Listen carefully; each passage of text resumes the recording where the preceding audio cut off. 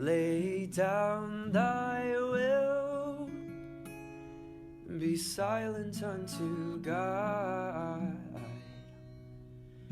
and let him mold thee.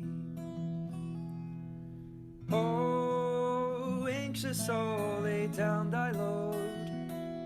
Oh, hear his voice, he speaks to thee. Be still and know that I am God, and cast out every care on me. Be still, oh troubled soul, be still, and fear not, thy Father's arms enfold thee.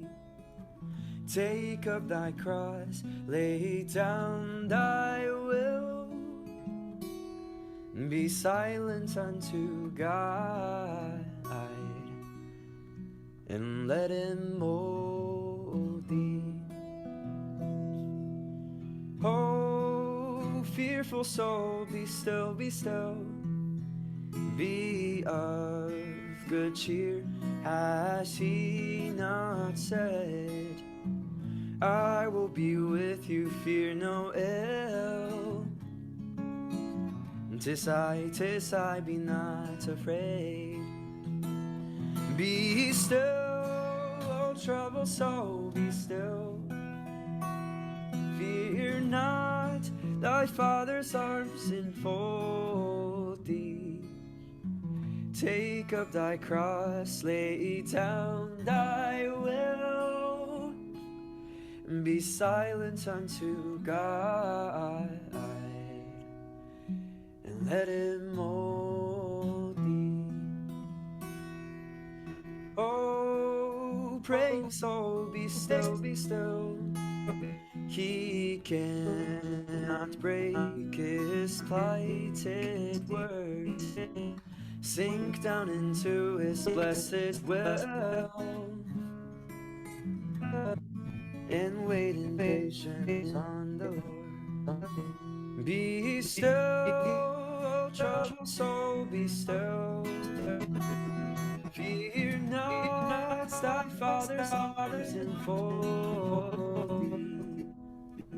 Take up thy cross, lay down thy will, be silent unto God, and let him mold. Oh, waiting soul, be still, be strong.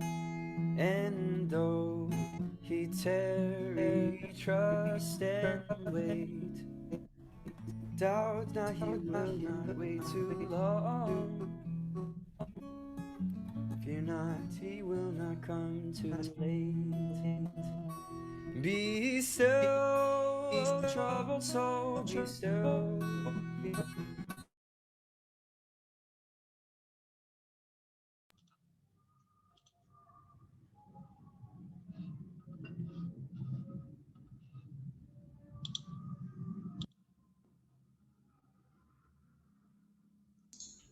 Baik, selamat sore. Sore, Kak. Selamat sore semuanya. Sore, Kak. Mana suaranya ini? Mari kita sama-sama Sore, apa? Sore, Kak. Selamat sore semua. Sore, sore. Amin. Puji Tuhan. Selamat sore, selamat datang teman-teman yang terkasih di Bible for Youth. Kami sangat sukacita kita bisa berkumpul bersama lagi. Kesempatan pada sore hari ini kita akan masuk di dalam satu pembahasan, yaitu pandangan sekilas mengenai kitab Keluaran. Oleh sebab itu teman-teman, sebelum kita melanjutkan, alangkah baiknya kita bersatu di dalam doa. Mari kita berdoa. 3. Oh Tuhan Yesus, oh Tuhan Yesus, Tuhan terima kasih Tuhan. Kami bersyukur kepadamu pada sore yang berbahagia ini. kami sebagai anak-anak-Mu bisa berkumpul bersama-sama kembali lagi Tuhan. Kami rindu mau menikmati dan mau memahami setiap kebenaran demi kebenaran. Untuk sore hari ini kami mau memasuki di dalam kitab Keluaran. Tuhan, Engkau membukakan rahasia yang terkandung di dalam kitab Keluaran ini. Sehingga Tuhan, pada sore hari ini kami dapat memahami dan mengerti dengan baik sesuai dengan kehendak-Mu. Terima kasih Tuhan, singkirkanlah segala opini, segala pengetahuan-pengetahuan yang luaran, supaya kami lebih memahami daripada fakta Alkitab yang di dalam Keluaran. Terima kasih Tuhan, kami serahkan waktu kami, Engkau kuduskan juga setiap jaringan internet, Zoom yang ada, yang membawa berita, Tuhan Engkau kuduskan semuanya, konsentrasi Engkau kuduskan kami, sehingga Tuhan Yesus dari awal, pertengahan sampai akhirnya, kami bisa menyelesaikan dengan baik. Terima kasih Tuhan, terima kasih Yesus, kami berdoa dan terima kasih. Amin. Puji Tuhan, teman-teman, kita langsung masuk di dalam pembahasan firman Tuhan. Kepada saudara Elohim, kami mempersilakan. Amin. Amin. Puji Tuhan, teman-teman, selamat sore. Kita bertemu lagi di dalam sedikit pemaparan studi mengenai Alkitab. Tentu ada hubungannya dengan yang selalu kita baca di dalam pembacaan tiap hari. Bagi teman-teman yang bingung, jadi kita ada pembacaan tiap hari. Ada jadwal pembacaan yang tiap hari kita baca bersama-sama, sehingga kita bisa menyelesaikan pembacaan Alkitab secara berurutan. Bagi teman-teman yang mau juga join, Anda bisa chat di kolom chat kepada Kak Gerwin. Ya, jadi mari bergabung bersama untuk membaca Alkitab, karena Mazmur 119 berkata, bila tersingkap firman-Mu memberi terang. Jadi mari kita sama-sama banyak-banyak membaca firman Tuhan. Nah, teman-teman sekalian, sore hari ini kita akan membahas satu topik mengenai pandangan sekilas tentang kitab Keluaran. Karena pembacaan Alkitab kita sudah sampai di kitab Keluaran, jadi saya ajak teman-teman kita sore hari ini sedikit melihat sebuah pemandangan isi dari kitab Keluaran. Agar ketika kita baca kitab ini, kita bisa jelas, kita juga bisa tidak tersesat, ya kan? Kitab Keluaran yang terdiri dari 40 pasal, kita bisa nampak, kita bisa lihat isinya apa sih kitab Keluaran ini dan kenapa ini penting bagi kita. Oke. Nah, sebelum kita maju melihat kitab Keluaran, kita review sedikit mengenai kitab Kejadian minggu lalu. Maaf ya, saya harus stick to the time. Saya pasang stopwatch saya dulu. Karena setelah ini akan ada tanya jawab. Jadi teman-teman yang mau bertanya, Anda selama pemaparan ini boleh memberi pertanyaan di kolom chat sesuai dengan arahan Kak Jermin barusan ya. Oke, mari kita review sama-sama dulu kitab Kejadian yang minggu lalu kita pelajari. Ingat, inti dari kitab Kejadian ada 3. Mari kita sama-sama ucapkan 3 poin ini bersama-sama. Anda boleh open mic Anda. Kita katakan 3 poin yang menjadi garis utama dari kitab Kejadian. Dari poin 1 sampai poin 3. Kita sama-sama yuk. Poin 1, 1, 2, 3. Allah menciptakan, iblis merusak dan manusia jatuh. Allah menjanjikan keselamatan. Wah, semoga 3 poin ini membuat kita jelas tentang kitab Kejadian. Pertama, Allah sudah menciptakan, tapi iblis tidak senang, ya kan? Karena iblis ini dia mau lepas dari Allah, dia mau merdeka. Wah, dia mau menjadi orang yang lebih baik dari makhluk yang lebih daripada Allah. Dia mau dia sombong, ya kan? Kenapa iblis sombong? Nanti kalau kita ketemu kita tanya, iblis kenapa kamu sombong? Alkitab tidak tulis ya kan kenapa iblis bisa sombong. Tapi gara-gara dia sombong lah, dia mau menjadi seperti Allah. Akhirnya karena dia mau jadi seperti Allah, dia pelan-pelan merusak rencana Allah. Akhirnya ciptaan Allah yang paling mulia yaitu manusia jatuh. Tapi puji Tuhan, Allah kita tidak sempit, ya kan? Dia adalah Allah yang besar. Dia penuh dengan hikmat sehingga manusia yang jatuh tetap diberikan keselamatan. Nah, udah sepi ada yang unik dari jalan Allah memberikan keselamatan, ya kan? Ada yang unik dari cara Allah di dalam memberikan keselamatan. Anda perhatikan di dalam Alkitab, ketika manusia jatuh dalam dosa nih ya, ketika Adam dan Hawa salah makan, nah mereka itu tahu bahwa mereka ternyata telanjang. Wah, mereka tahu bahwa mereka tidak punya baju, dan saat itu belum ada tempat belanja ya, untuk belanja baju belum ada. Nah, oleh sebab itu mereka membuat baju dari daun pohon ara. Teman-teman sekalian, tetapi cara Allah bukan dengan daun pohon ara. Tetapi di dalam kitab Kejadian 3:21 kita bisa melihat, kita bisa baca sama-sama, tidak perlu di-unmute, baca di tempat Anda masing-masing. Dan Tuhan Allah membuat pakaian dari kulit binatang untuk manusia dan untuk istrinya itu, lalu mengenakannya kepada mereka. Nah, daun pohon ara itu cepat rusak barang itu. Tetapi kulit binatang dibuat khusus oleh Allah untuk dipakai manusia.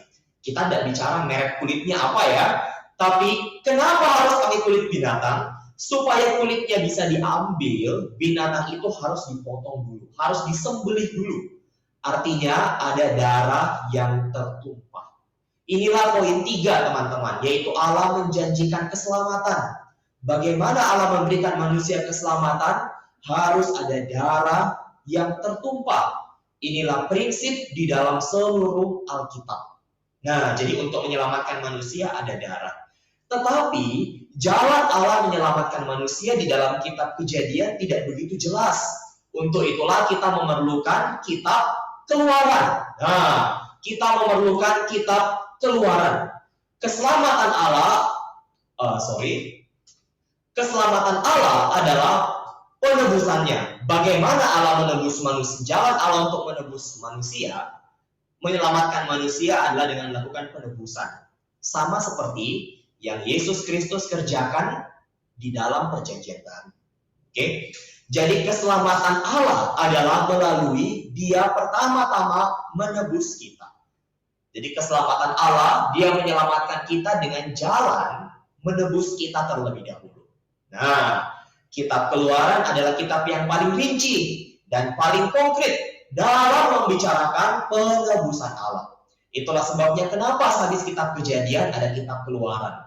Karena kitab Kejadian ujungnya bicara Allah menjanjikan keselamatan. Tapi keselamatan yang seperti apa? Nah, dijelaskan di dalam kitab Keluaran, yaitu melalui penebusan. Bagaimana prosesnya kita akan lihat satu persatu. Kalau saya terlalu cepat, teman-teman nanti bisa bertanya di akhir pemberitaan ini. Ataupun selama pemberitaan bisa menggunakan fitur chat yang ada di Zoom ini. Oke, baik. Nah, teman-teman sekalian, bagaimana jalan Allah untuk menyelamatkan manusia?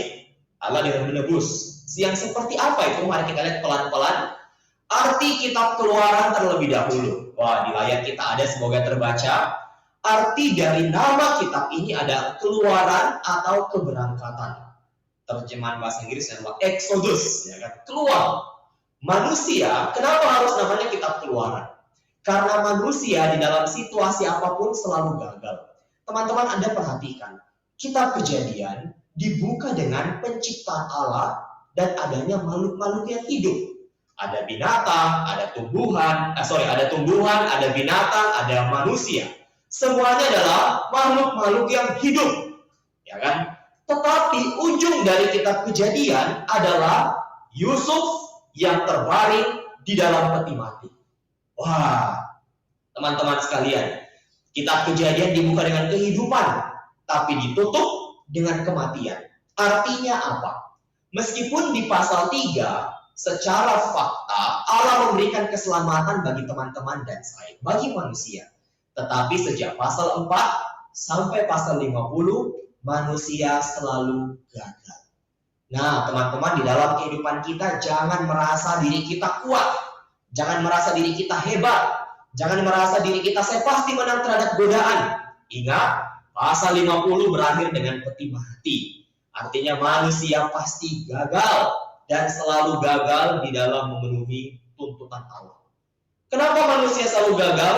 Karena mereka sudah terperangkap menjadi budak dosa. Hari ini siapa yang berani mengatakan saya tidak pernah berdosa? 30 orang di Zoom malam hari ini. Siapa yang berani raise hand secara virtual? Saya Kak, saya sepanjang hari tidak akan pernah berdosa. Wah, tidak ada yang berani, pasti yakin saya. Kenapa? Karena manusia terperangkap di dalam dosa. Dan dosa itu begitu kuat menarik manusia. Nah, itulah sebabnya Allah memberikan penebusan. Dan penebusannya ini membawa manusia keluar dari belenggu dosa. Dilambangkan dengan orang Israel keluar dari tanah Mesir. Wah, puji Tuhan. Kita perlu melihat artinya dari kitab Keluaran ini dulu, bahwa tujuan Allah membawa bangsanya keluar dari Mesir adalah melepaskan mereka dari perbudakan. Di dalam perjanjian baru, pengalamannya dengan kita hari ini, apa tujuan Allah menebus Anda dan saya?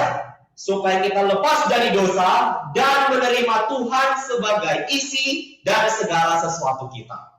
Wah, apa itu Kak? Nah, makin Anda baca Alkitab, semua perkara kebenaran akan pelan-pelan terbuka bagi teman-teman. Maka mari join baca Alkitabnya. Oke, saya lanjut dulu. Nanti kalau ada pertanyaan boleh ditanyakan. Jadi arti kitab Keluaran adalah Allah mau keberangkatan ya, mereka mau keluar. Kenapa? Karena Allah mau melepaskan mereka dari perbudakan di Mesir. Dan di sisi yang positif, orang Israel harus mengadakan atau harus beribadah kepada Allah dan tidak bisa di Mesir, harus di padang gurun. Teman-teman pasti sudah baca, harusnya ingat ya pembacaan minggu ini. Tidak bisa mereka beribadah di Mesir, harus di luar. Allah mau umatnya menyembah, memuji, dan meninggikan Dia. Itu tidak bisa di Mesir. Mereka harus keluar. Nah, sudah baca kan, jadi teman-teman harusnya sudah tahu. Makin kita baca Alkitab, fakta-fakta Alkitab makin bisa kita pahami. Wah, sehingga kita mulai maju. Kalau Anda mau kehidupan rohani Anda maju, syarat salah satunya adalah baca Alkitab.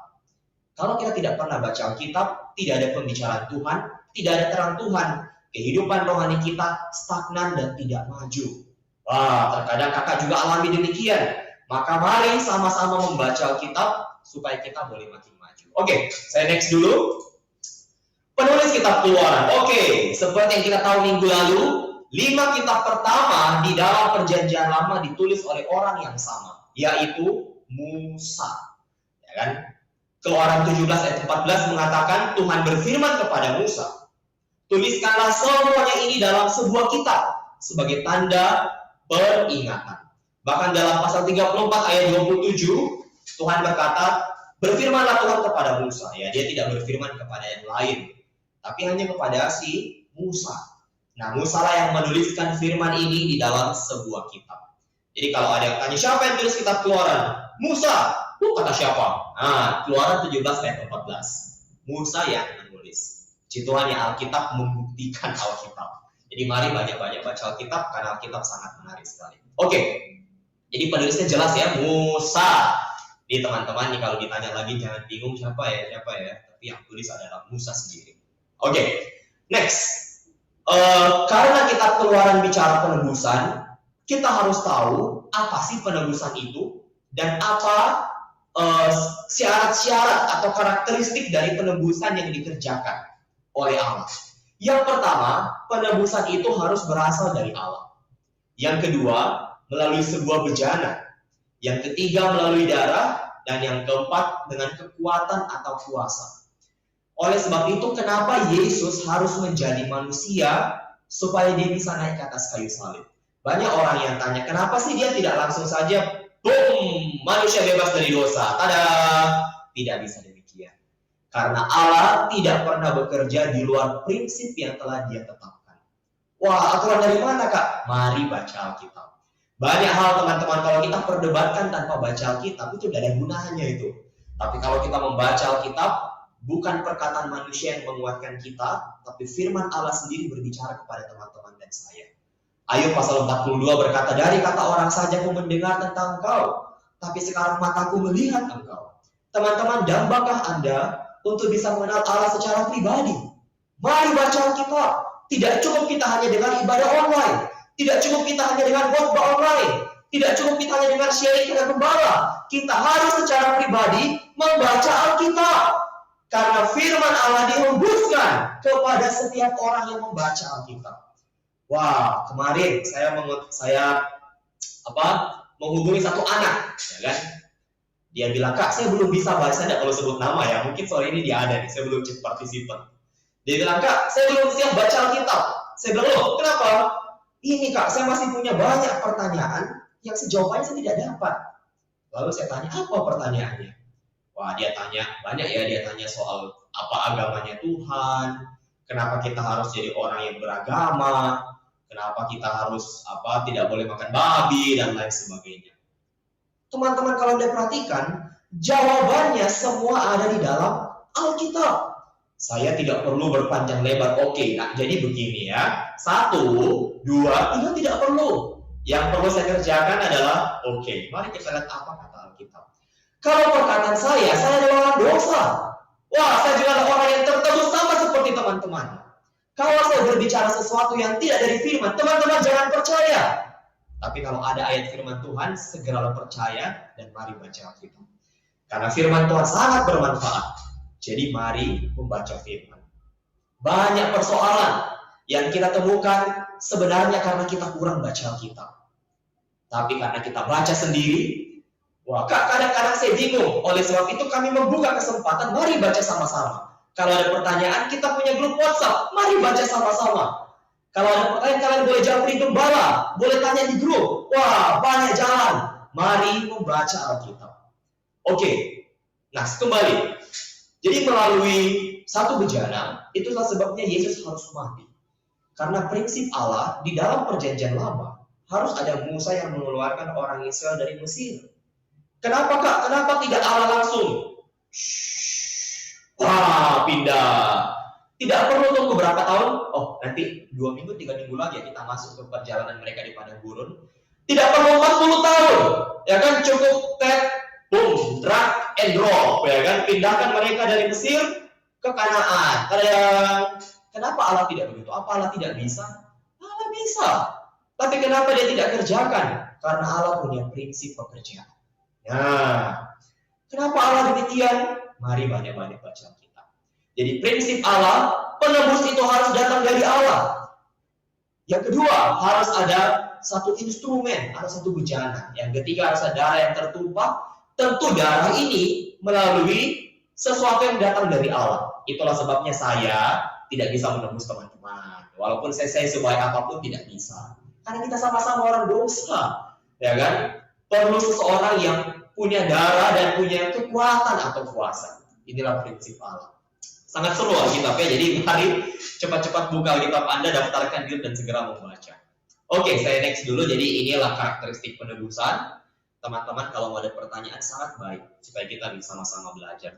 Next saya maju dulu. Bagaimana kitab Keluaran ini dibagi? Oke, sama seperti kitab Kejadian yang ada 50 pasal tapi dibagi 3. Supaya memudahkan kita melihat potongan-potongan dan urutan-urutan juga kesimpulan dari kitab Kejadian. Apa kesimpulannya? Allah menjanjikan sebuah keselamatan pada manusia yang jatuh. Nah, di dalam kitab Keluaran kita juga bagi ke dalam 4 poin. Mari kita lihat sama-sama dulu. 1, menjadi budak. 2, penebusan. 3, didikan. Dan keempat, menurunkan hukum Taurat. Oke, mari kembali kita open mic kita baca ini sama-sama agar terpatri di batin kita ya. Mari kita baca 4 poin ini sambil open mic sama-sama. 1, 2, 3. Menjadi budak, penebusan, didikan, menurunkan hukum Taurat. Amin. Anda perhatikan di sini dikatakan bahwa pertama-tama Allah mau menebus umatnya. Karena apa? Karena mereka masih diperbudak di Mesir. Sedangkan janji Allah kepada Abraham bukan janji perbudakan, tapi janji atas tanah yang akan dimiliki oleh Abraham dan keturunannya. Teman-teman sekalian, Allah tidak pernah ingkar janji. Kalau kepada Abraham dia tidak pernah ingkar janji, apalagi kepada Anda. Karena Allahnya Abraham dengan Allah yang Anda miliki hari ini sama. Ibrani 13:13 mengatakan dia sama. Kalau kepada Abraham dia tidak pernah ingkar, juga kepada kita. Maka jangan kecewa, meskipun banyak orang ingkar janji pada kita, Allah tidak pernah. Oke, karena orang menjadi budak, maka Allah harus menebus mereka. Melalui apa? Musa datang. Kenapa Musa bisa dikatakan penebus, Kak? Sebentar ya. Musa datang membawa mereka keluar. Yuk, keluar dari Mesir, keluar. Nah, setelah mereka keluar kemana? Ke padang gurun. Di padang gurun apa yang mereka alami? Didikan Allah. Tahu dari mana, Kak? Mari baca kitab Keluaran. Ya, waktunya tidak banyak untuk menjelaskan semuanya. Di padang gurun Allah mendidik mereka. Bahkan Anda tahu, keturunan generasi pertama yang keluar dari Mesir, semuanya itu mati di padang gurun. Karena Allah mendidik mereka dengan kuat, dengan keras, supaya mereka dengar-dengaran. Karena orang Israel, Alkitab Keluaran Anda akan baca nanti, adalah bangsa yang tegar tengkuk, alias apa kepala batu, ya kan? Dibilangi tidak mau, dikasih tahu tidak percaya, dikasih tahu sok tahu, ya kan? Itu orang Israel, dan mungkin juga itu kita. Terkadang Allah juga harus mendidik kita. Di padang gurun orang Israel mengalami didikan begitu kuat sehingga mereka mengakui bahwa Dia adalah Tuhan. Keempat, Allah juga menurunkan hukum Taurat untuk apa? Meluruskan orang Israel dan juga agar orang Israel bisa mengenal siapa Tuhan. Karena melalui hukum Taurat orang Israel bisa mengetahui sifat-sifat Allah. Nah, jadi sangat banyak sekali yang bisa kita gali dari kitab Keluaran. Jadi ada 4, menjadi budak, penebusan, didikan, dan menurunkan hukum Taurat. Kitab Keluaran hanya bicara 4 hal ini secara garis besar. Jadi kalau orang tanya, apa isi kitab Kejadian? Oh, kitab Kejadian itu manusia jatuh, iblis merusak. Ya, tapi Allah menjadikan kita keselamatan. Haleluya. Keluaran apa? Kitab Keluaran keselamatan Allah pada manusia. Kadang-kadang manusia sering gagal. Manusia menjadi budak. Untuk itu di kitab Keluaran, orang-orang yang menjadi budak ini ditebus oleh Allah. Ya kan, melalui Musa. Lalu orang yang ditebus ini dididik oleh Allah. Dan Allah juga memberikan hukum kepada mereka agar mereka bisa mengenal siapa Allah. Puji Tuhan. 2 minggu kita sudah melihat garis dari 2 kitab. Sangat bagus kan kita bisa belajar sama-sama. Oke, maju dulu.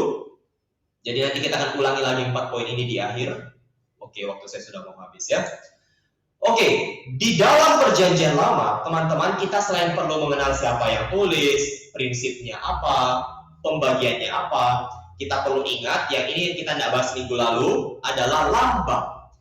Kenapa harus ada perjanjian lama yang begitu tebal? Lalu ada juga perjanjian baru. Karena perjanjian lama adalah lambang. Sementara perjanjian baru adalah penggenapan.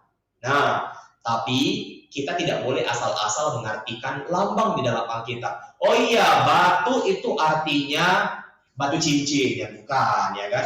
Oh ya, air, sungai ya, oke, sungai artinya, tidak bisa begitu, ya kan? Oh ya, dalam perjanjian lama kita dilarang makan babi. Berarti perjanjian baru, babi itu haram. Tidak begitu, ya. Lambang tidak boleh sembarangan dibicarakan. Harus apa? 1, memiliki hal yang sama persis, yang sama dan pas dengan orang atau benda yang dilambangkan. Jadi harus make sense barang itu ya. Dan yang utama adalah harus bisa dibuktikan dengan ayat firman Tuhan. Nah, yang kedua, harus punya dasar dari perjanjian baru. Jadi jangan asal menginterpretasikan ayat, menginterpretasikan apa? Lambang di dalam Alkitab. Jangan. Mari kita baca Alkitab dan mari menjawab Alkitab dengan Alkitab. Nah, akan sangat bagus kalau kita bisa melihat Alkitab. Jadi di dalam perjanjian lama, dalam kitab Keluaran sangat banyak lambang. Ingat, dalam kitab Keluaran juga ada pembangunan kemah suci. Wah, di dalam sangat banyak perabotan, itu semua adalah lambang. Apa penggenapannya, Kak? Nah, setiap kita baca Alkitab, bagus kalau kita bisa coret dan kita bisa tanya.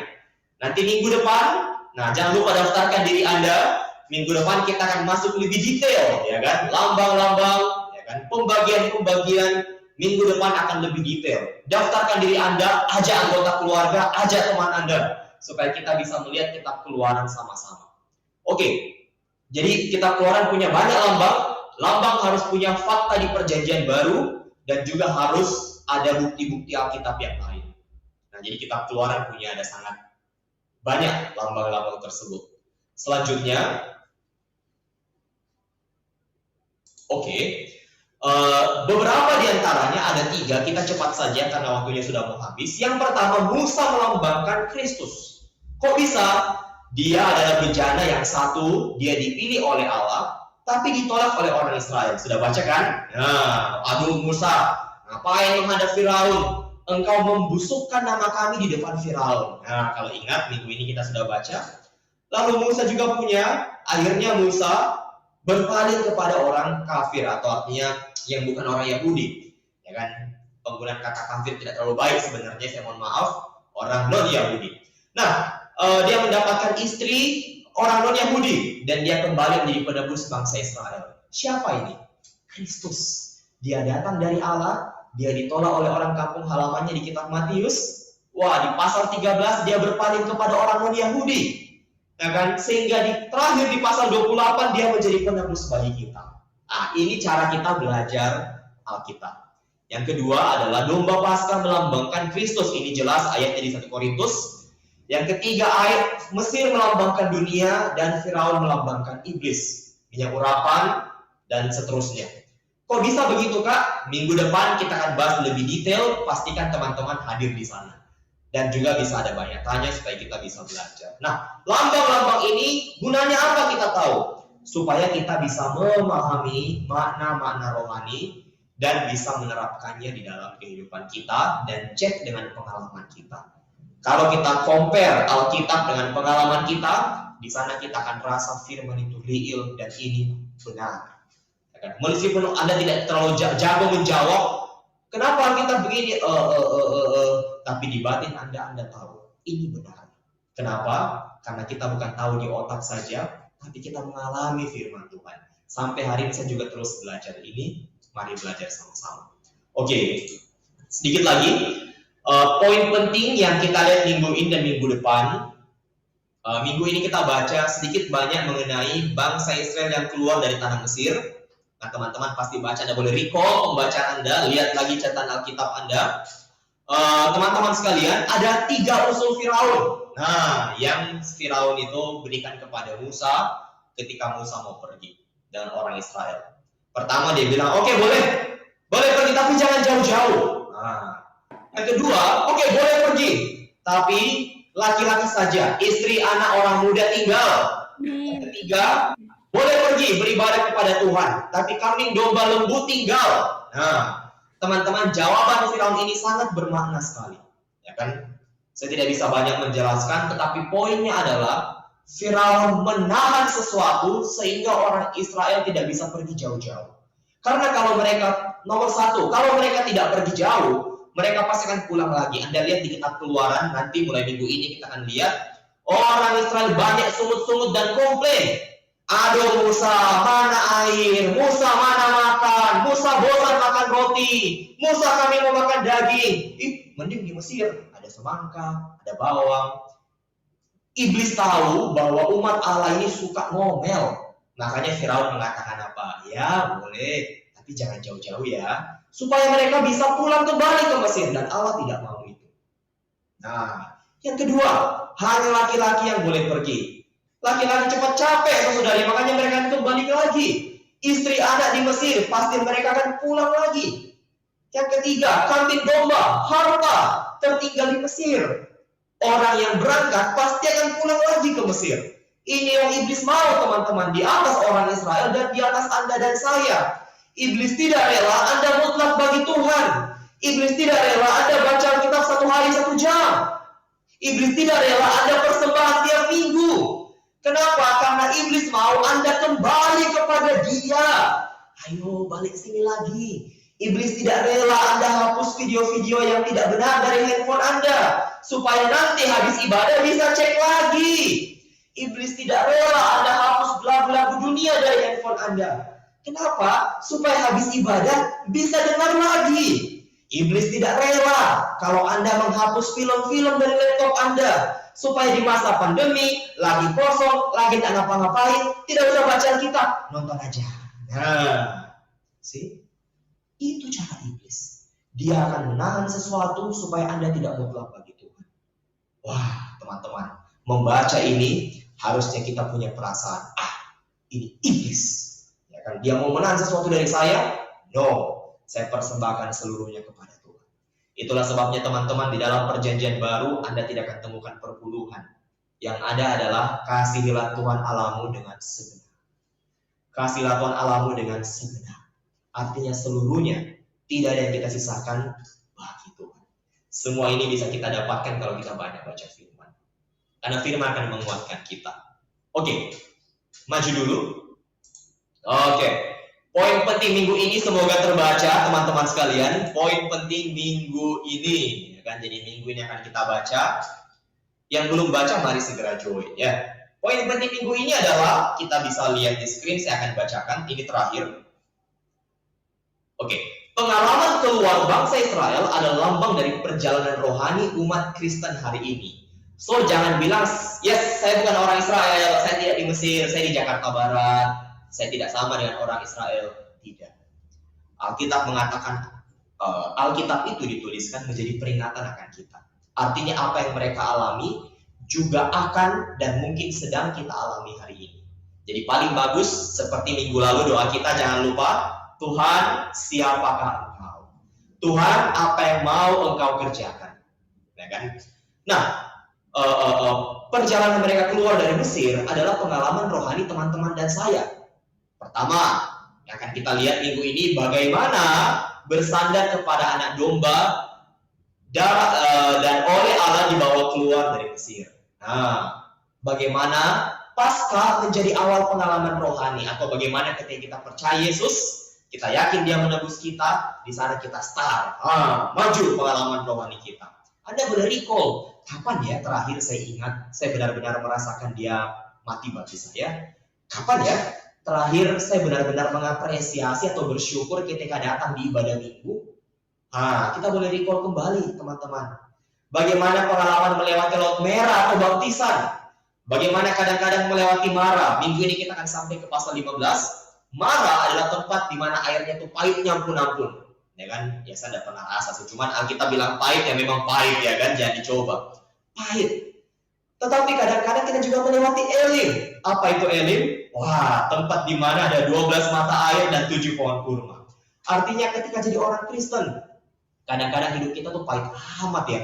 Digosipin, diceritain di belakang, barang kita diambil, tugas kita di copy, diganti namanya, dikumpul pakai nama dia, ya kan? Kita sudah berusaha, kok nggak jadi. Aduh, hidup kok gini amat ya. Nah, itu dimarah. Tapi kadang-kadang kita juga ada di Elim. Wah, kita benar-benar merasa baca Alkitab itu manis. Kita merasa bersekutu atau bertemu dengan teman-teman di dalam pembacaan Alkitab grup itu manis. Wah, kadang-kadang berdoa kok jadi senang banget ya. Baca Alkitab jadi semangat banget ya. Itu di Elim. Ya, tapi kadang-kadang kita kemarah lagi. Ini baca Alkitab lagi apa ini? Di chat sama kakaknya di grup. Ayo teman-teman, yuks, pakai emot-emot api-api ya kan? Ayo. Ya, Kak Hermin lagi. Ya, Kak Stefani lagi, Pak Yoselin lagi, Kak Kevin lagi. Aduh. Sibuk Kak lagi kuliah online ya kan? Padahal lagi nonton drakor ya kan? Wah, tapi kalau kita sampai di Elim, Kak, mana baca Alkitab ini? Nah, kadang-kadang hidup Kristen kita naik turun. Itulah pengalaman di Mara dan di Elim. Berperang melawan orang Amalek, melawan daging, dipimpin oleh tiang awan. Wah, apa artinya semua ini? Mari baca Alkitab. Minggu depan kita akan lebih detail menjelaskan ini. Jadi, ayo, mari kita buka Alkitab kita baca bersama-sama dan bandingkan dengan pengalaman kita setiap hari. Jadi itu teman-teman, kitab Keluaran adalah kita melihat satu gambaran mengenai manusia yang diperbudak, tapi Allah memberikan penebusan dan juga Allah mendidik umatnya dan juga Allah memberikan hukum Taurat. Setelah orang diselamatkan akan ada didikan dari Allah. Semuanya adalah positif, Roma 8:28, dan dia juga menurunkan hukum atau mewahyukan dirinya sendiri. Tuhan berkati kita teman-teman. Mari kita satu dalam doa terlebih dahulu. Mari kita berdoa. Amin. Tuhan, kami bersyukur padamu kami bisa ada malam hari ini. Tuhan, terima kasih atas kasih karuniamu. Kau mau membebaskan kami dari dosa. Kau mau melepaskan kami dari dosa. Tuhan, kami sering gagal. Kami sering ada dalam kitab Kejadian. Tuhan, kami diciptakan begitu baik, namun kami sering jatuh dalam dosa dan gagal. Kau menyelamatkan, namun kami jatuh lagi. Kau menyelamatkan, kami jatuh lagi. Kau menyelamatkan, kami jatuh lagi. Hidup kami hanya penuh dengan dosa, dosa, dosa, dosa, dan dosa. Namun puji Tuhan ada kitab Keluaran. Kau membawa kami keluar. Biarlah dalam pengalaman rohani kami setiap hari, kami sering-sering keluar. Kami tidak tinggal dalam dosa, tidak tinggal dalam dunia, tidak tinggal dalam latar belakang, tidak tinggal dalam kebiasaan yang buruk. Tapi kami mau keluar, bertemu dengan Tuhan, mendapatkan didikan Allah, dan bertumbuh dalam kerohanian kami. Terima kasih Tuhan, di dalam nama-Mu kami berdoa. Pimpin latihan kami Tuhan. Amin. Puji Tuhan, maaf waktu saya lewat 2 menit ya, maaf. Oke, nah teman-teman bagi yang mau memberikan pertanyaan dipersilakan, saya serahkan kembali kepada Kak Jermin. Oke, saya coba read beberapa apakah ada pertanyaan di sini. Oke, teman-teman yang mau bertanya sepertinya belum ada. Oke, ada. Di dalam Keluaran ayat 6, kita buka Alkitab kita. Di dalam kitab Keluaran ayat 6, Keluaran 6 ayat 25 dan 26. Mari kita cek. Keluaran pasal 6 ayat 25 dan juga 26.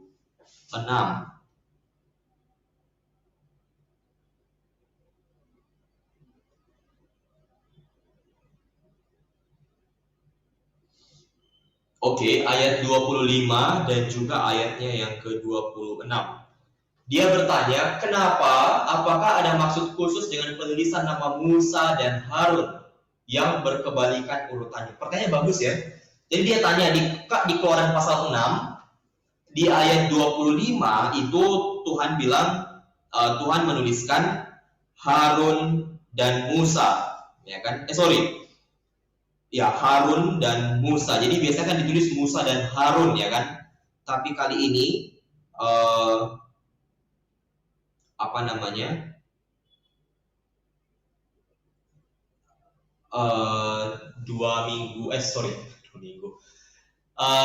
biasanya kan tulis Musa dan Harun, sekarang tulisnya Harun dan Musa. Pertanyaan sangat bagus, teman-teman. Di dalam Alkitab urutan itu sangat penting. Ini sebelum saya jawab, kita paparkan dulu soal urutan.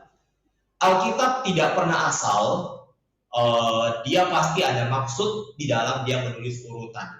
Entahkah itu adalah anak pertama, entahkah itu juga adalah maksud rohani di dalamnya. Contoh saja di dalam kitab Markus pasal 16 ayat yang ke-16. Sebelum kita masuk ke sini ya. Di sana dikatakan bahwa perkara mengenai percaya dan dibaptis akan diselamatkan, tetapi barang siapa yang tidak percaya akan dihukum. Ini adalah sebuah urutan, percaya dan dibaptis. Anda tidak bisa dibaptis dulu lalu percaya, karena urutan atau prinsip dalam Alkitab sudah begitu, yaitu manusia harus percaya dulu, baru manusia bisa dibaptis. Kalau dia tidak percaya, tidak bisa dibaptis, karena urutannya satu, harus percaya dulu, baru dibaptis. Oke, di dalam kitab Matius, ya kan, perkara sebelum Yesus, ketika Yesus sudah mati dan dia bangkit, dia memberikan amanat agung kepada murid-muridnya. Dia mengatakan, pergilah jadikanlah semua bangsa muridku, dan baptislah mereka dalam nama Bapa, Putra, dan Roh Kudus, dan ajarlah mereka mengerjakan segala sesuatu yang telah kuperintahkan kepadamu. Nah, urutannya adalah orang baptis dulu, baru ajar, baru dididik. Itulah sebabnya teman-teman, banyak orang hari ini mengatakan, aduh kakak, saya tidak siap dibaptis, saya belum tahu banyak, saya belum belajar banyak. Urutan di dalam Alkitab adalah apa? Dibaptis dulu, next habis dibaptis, tidak apa-apa, nanti kita ajarin. Karena urutannya adalah dibaptis. dibaptis dan diajar. Jadi jangan lagi ya kalau di sini teman-teman yang belum baptis jangan bilang, aduh kak saya belum siap ini, saya belum siap saya belum siap baptis nih kak. Tidak bisa nih karena saya belum karena saya belum siap jadi saya tidak mau dibaptis. Nah, ada demikian ya, urutan itu sangat penting. Nah, di dalam Alkitab pun kenapa Allah duluan menuliskan Musa dan Harun terlebih dahulu? Karena kita tahu bahwa Musa adalah yang diutus oleh Allah. Meskipun Harun itu kakaknya ya, Harun dan Miriam, kita bisa melihat di dalam kitab Bilangan bahwa ketika Miriam itu mencela Musa, aduh kenapa kamu ambil istri bukan dari orang kita ya kan? Kenapa? Apakah Allah hanya bicara kepada Musa ya? Padahal Miriam ini kan kakaknya. Nah, di dalam garis keluarga memang Miriam lebih tua. Tetapi di pemandangan Allah, siapa yang dia panggil, itulah yang menjadi otoritas. Nah, jadi teman-teman sekalian, di dalam Alkitab Allah tidak memandang urutan siapa besar, siapa kecil, ya kan? Tetapi siapa orang yang dia panggil, siapa orang yang dia utus, itulah yang Allah kehendaki. Nah, jadi dia ditaruh di urutan pertama. Tetapi soal ayat 26, itulah Harun dan Musa. Kasih saya waktu minggu depan akan saya jawab kenapa Harun disebut duluan, ya kan? Jadi saya butuh waktu untuk lebih banyak belajar kenapa Harun ada di depan. Tetapi poinnya adalah Musa sering di depan kan dia diutus Allah. Tapi pada bagian ini kasih saya 1 minggu, saya akan cek dan saya akan share kepada teman-teman kenapa Harun duluan. Oke? Thank you. Ada pertanyaan lain? Ya, jadi urutan sangat penting ya teman-teman. Kita harus belajar urutan di dalam Alkitab. Nah, ini membuat Anda belajar Alkitab itu makin detail.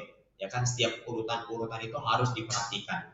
Maka ketika baca Alkitab, jangan cuma Alkitab di tangan, sediakanlah pena dan juga ballpoint, ya kan, agar kita bisa belajar sama-sama. Oke, ada pertanyaan lagi? Mau ditanya langsung, tidak pakai chat juga boleh. Adakah? Kita masih punya waktu beberapa menit.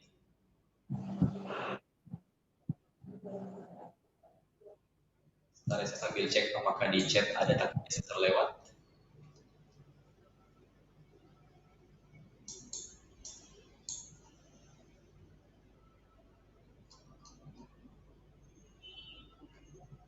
Oke.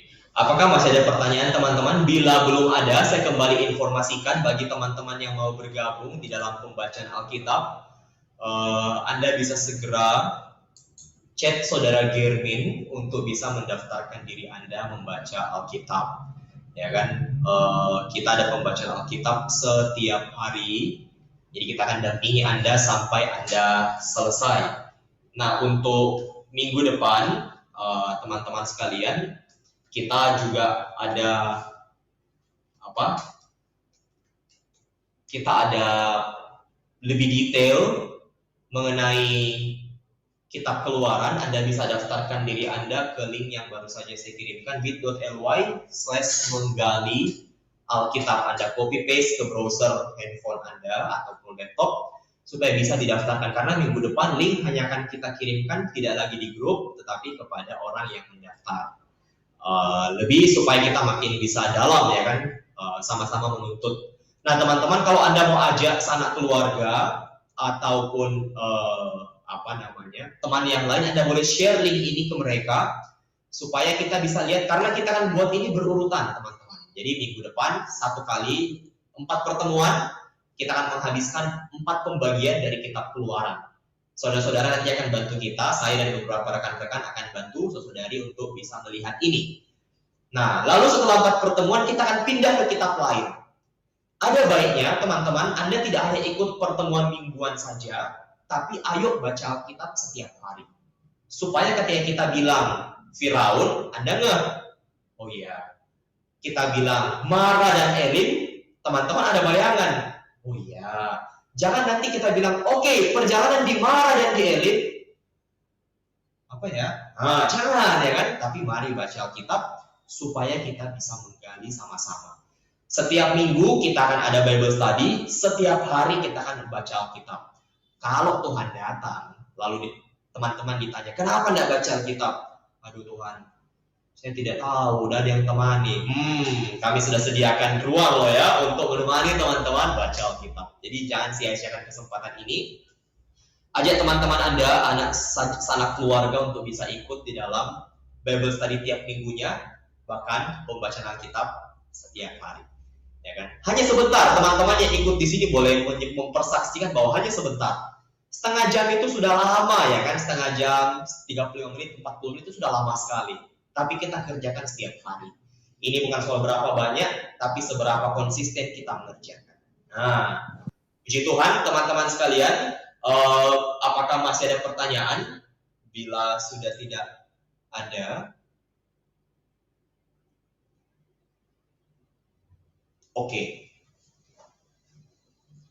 Oke, ada yang tanya, ya kan? Dia tanyanya private. Di dalam kitab Keluaran, Musa itu dia tanya siapa nama mertuanya Musa, ya kan? Mertuanya, oke, ini fakta Alkitab ya kan. Jadi Musa itu punya istri itu bukan hanya satu, ya kan? Jadi otomatis mertuanya juga bukan hanya satu. Nah, jadi kalau ada nama yang berbeda, memang Musa punya mertua itu lebih daripada satu. Dia ambil istri pertama namanya Zipora, kan? Kalau dalam kitab Bilangan kita akan melihat Musa punya istri lain yang bernama dia perempuan dari Kush, ya kan, orang Kush. Jadi Musa punya lebih dari satu. Jadi itulah sebabnya mertuanya juga disebutkan dengan penyebutan yang berbeda karena memang orangnya berbeda. Jadi bagus kan ada fakta Alkitab. Tahu dari mana Kak? Ya, baca Alkitabnya. Faktanya ada di sana. Di kitab Bilangan, istri yang berikutnya disebutkan. Di kitab Keluaran, Zipora disebutkan. Jadi ada perbedaan orang. Orangnya berbeda, istrinya beda, maka mertuanya pun berbeda. Oke, ada pertanyaan lagi? Nanti sampai kitab Bilangan Anda akan jelas. Jadi garis bawahi dulu. Di dalam kitab Keluaran ada garis bawahi tentang mertuanya Musa yang pertama. Lalu di kitab Bilangan Anda akan temukan bedanya. Bahwa dia punya lebih dari satu istri, bukan dua, lebih dari satu. Entahkah 2 ke 4, tapi lebih dari 1. Oke, ada lagi teman-teman sekalian. Saya harus tetap cek waktunya. Oke, bila belum ada, sebenarnya teman-teman Anda bisa tanyakan juga di grup, atau ketika Anda baca Alkitab, bisa tanya sama kakak yang ikutin kita membaca.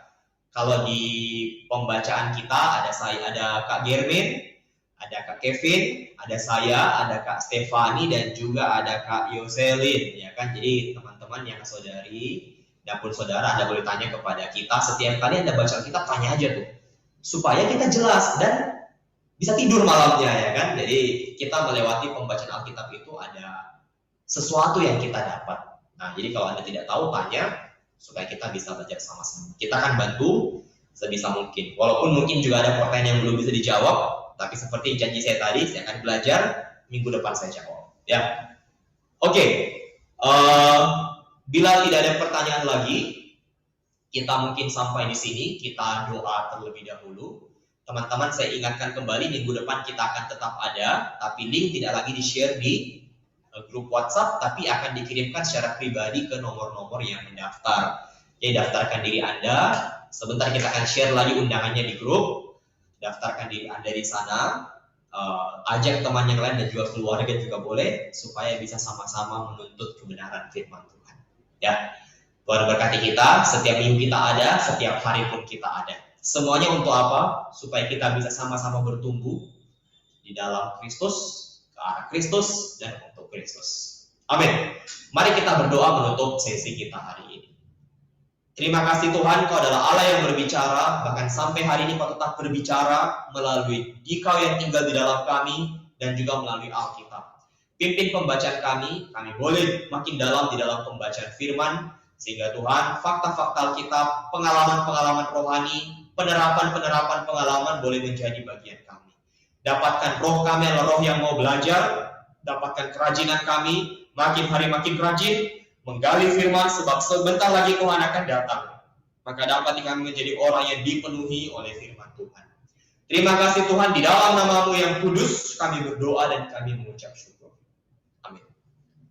Tuhan berkati kita teman-teman sekalian. Sampai jumpa hari Senin. Bagi yang ikut pembacaan Alkitab, bagi yang belum ikut, kami terbuka. Anda bisa join WhatsApp di grup untuk bergabung dalam pembacaan Alkitab setiap hari jam 12 siang dan juga jam 6 sore. Tuhan berkati kita. Shalom dan sampai jumpa.